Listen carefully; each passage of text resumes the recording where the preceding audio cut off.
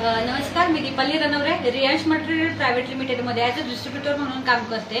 आज माझ्यासोबत आहेत वायचोळ काकू। आज मी त्यांना एक 4 महिन्यांपूर्वी आपलं अमृत ज्यूस जे आहे कंपनीचं मदर प्रोडक्ट आहे रियांश अमृत ज्यूस हे यांना दिलं होतं। तर ते त्यांना दिलं होतं डायलिसिससाठी।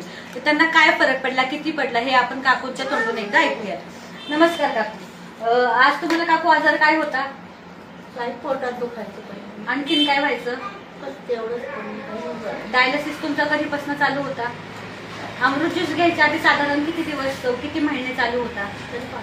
5-6 महिने चालू होता। अमृत ज्यूस घेतल्यावर तुम्हाला काय काय रिझल्ट जाणवला, काय काय वाटलं तुम्हाला? थोडंसं बरं वाटतं। मग आता डायलिसिस चालू आहे की बंद आहे?